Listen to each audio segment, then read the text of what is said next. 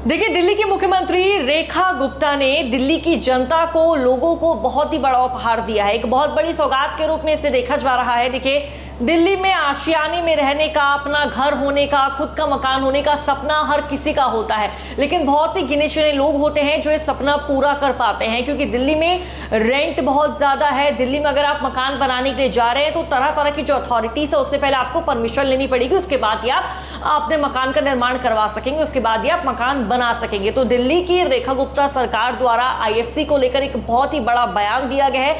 ये पहले आप समझे कि आईएफसी है क्या और कैसे दिल्ली वासियों को इसके जरिए एक बहुत बड़ी सौगात रेखा गुप्ता ने, यानी कि दिल्ली की मुख्यमंत्री ने पहुंचाई है। आईएफसी मतलब इंफ्रास्ट्रक्चर चार्जेस, यानी कि जो भी आप मकान बनाते हैं, पहले जो इंफ्रास्ट्रक्चर चार्जेस थे वो आपके प्लॉट के बेस पर होते थे कि जितना बड़ा प्लॉट होगा उतने ज्यादा आपका आईएफसी लगेगा, लेकिन अब प्लॉट के आधार पर नहीं, बल्कि आप पानी जितना यूज करेंगे, जितनी पानी की मात्रा होगी उसके आधार पर ही करा जाएगा। पूरा आपको मैं समझाती हूँ कि रेखा गुप्ता द्वारा दिल्ली की जनता को क्या कुछ बड़ी सौगात दी गई और इससे दिल्ली की जनता कैसे खुश नजर आ रही है। आईएफसी है क्या वो आपने समझा। अब ये जानिए कि आईएफसी के तहत रेखा गुप्ता सरकार द्वारा क्या क्या बड़ी सौगातें दिल्ली की जनता को दी गई है। पहली बड़ी सौगात आपको मैं बता दूं, देखिए, पानी और सीवर हेतु इंफ्रास्ट्रक्चर चार्जेस, यानी कि आईएफसी पानी की मांग के आधार पर ही लगाया जाएगा।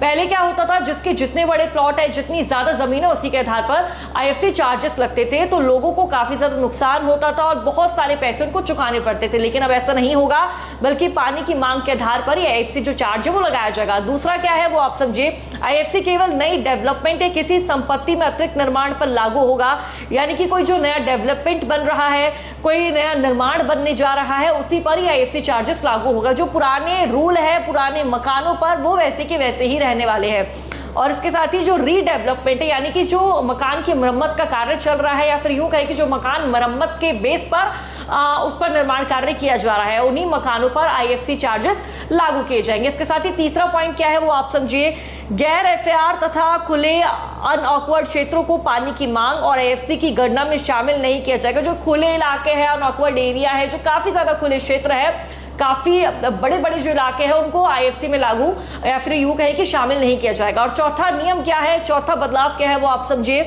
ई एवं एफ श्रेणी की कॉलोनी में स्थित सभी संपत्तियों को 50% की छूट। इसके साथ ही जी एवं एच श्रेणी की कॉलोनी में स्थित संपत्तियों को 70% की जो छूट है वो रेखा गुप्ता सरकार के अंडर दी जाएगी।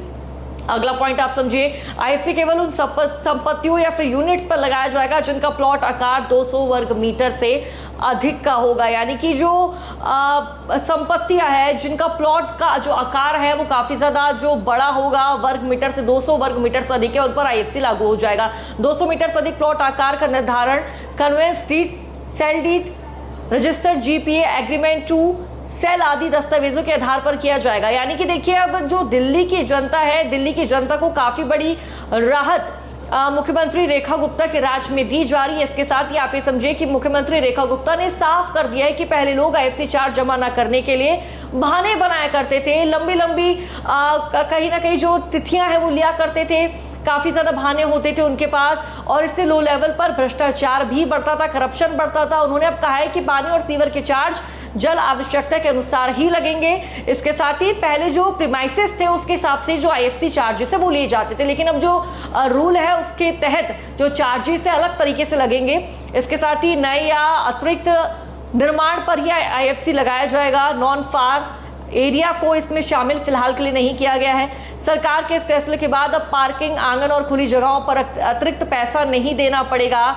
यही नहीं बल्कि छोटे फ्लाइट ई, एफ, जी, एच जो कैटेगरी में फ्लाइट्स आते हैं उनके लिए भी ये जो रूल से नियम है वो लागू होते हैं। जो इस तरह की कैटेगरी में फ्लाइट्स आते हैं, कॉलोनियाँ आती हैं, अनाधिकृत कॉलोनियाँ आती हैं, उनमें रहने वाले लोगों को भी भारी छूट इस फैसिलिटी के माध्यम से दी जा रही है। इसके साथ ही सरकार का दावा यह है कि इससे लाखों रुपए तक की सीधी बचत होगी, यानी कि आम जनता जिनका एक सपना आशियाना बनाने का दिल्ली में सपना है, वो अब कहीं ना कहीं रेखा गुप्ता द्वारा जो ये नई पहल की गई है उससे साकार होता नजर आएगा।